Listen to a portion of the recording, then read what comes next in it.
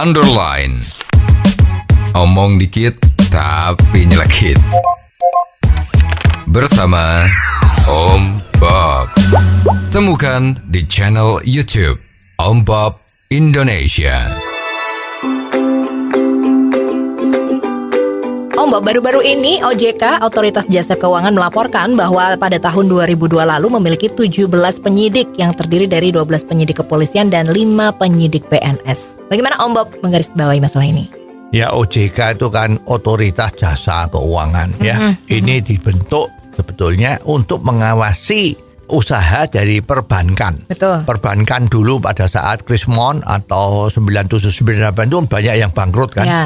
Karena kurs dolar yang nggak karuan, banyak terjadi ras ya, sehingga banyak sekali bank yang ditutup ya, banyak sekali bank yang sakit, yang sehingga disuntik oleh pemerintah yang namanya BPPN dulu itu kan. Ya. Nah sekarang kelihatannya bank-bank sudah mulai sehat.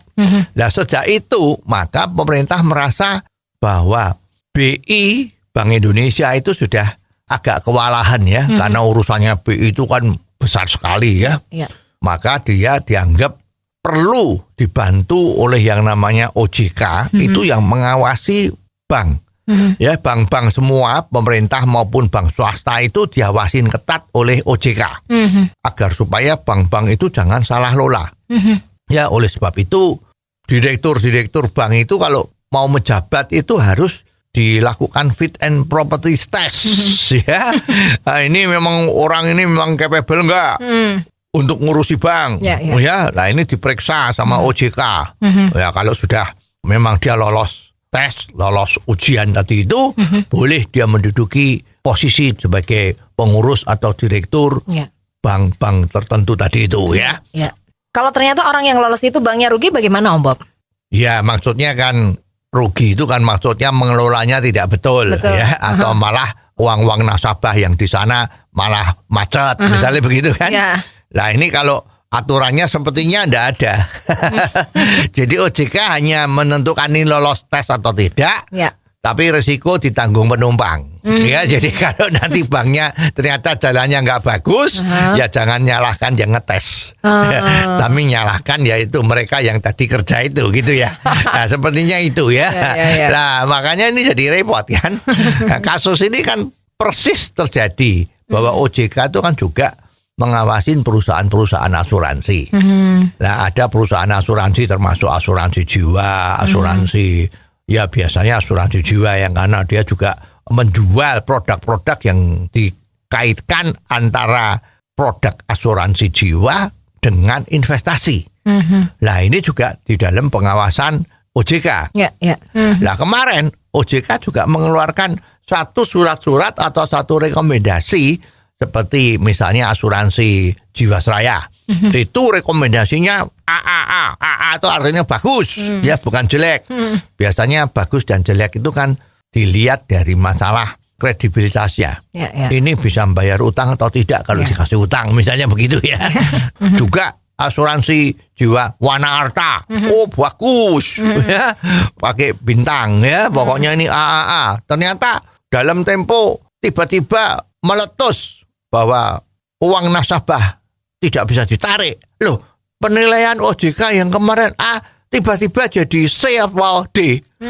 Hancur, lebur gak karuan. Nah, ini perlu dipertanyakan juga. Nah, kemarin yang nilai A itu dasarnya apa? Kan begini. Nah, ternyata sampai hari ini juga OJK-nya fine-fine aja. Artinya nggak ada yang bisa menuntut OJK dan OJK-nya tidak salah sama sekali. Ya, yang salah ya tadi itu ya yang ada di perusahaan. Nah ini kan jadi repot kan. Nah sekarang kemarin kan ada peraturan bahwa OJK sekarang diberi wewenang untuk menindak. Kalau ada lembaga keuangan yang nggak beres, yang dia awasin, maka dia berhak untuk menindak, melakukan penyidikan, dan mestinya kalau udah seperti ini kan menentukan hukuman. Nah ini juga dipertanyakan. Nah sekarang yang berhak secara undang-undang di Indonesia itu untuk menindak, menyelidiki, melakukan penyidikan itu kan ada dua lembaga. Satu kejaksaan, satu kepolisian. Nah sekarang kok ada OJK lagi. Nah apakah tidak OJK ini menggembosi hak atau kewajiban dari dua lembaga tadi? Ya. Ya, mestinya memang yang betul dia adalah mengawasi. Ya. Kalau melihat ada sesuatu yang kurang bagus, maka dia harus lapor ke kejaksaan atau kepolisian bahwa ini terjadi penyimpangan. Nah, tapi kalau sekarang OJK itu mempunyai kekuasaan yang seperti itu, apakah ini tidak terlalu besar kekuasaannya? Ya. Dan ini kan bergelimangan dengan fulus. Ya. Nah, ini apakah tidak membahayakan? Ya. Terjadi peluang-peluang yang bisa kurang bagus lah. Ya, mestinya wewenang ini jangan diberikan pada OJK. Ya. Tapi OJK sendiri harus bertanggung jawab atas laporannya dia. Jangan-jangan laporan yang dia buat itu kemarin yang positif, yang nilainya AAA itu, jangan-jangan ada batu di balik udang.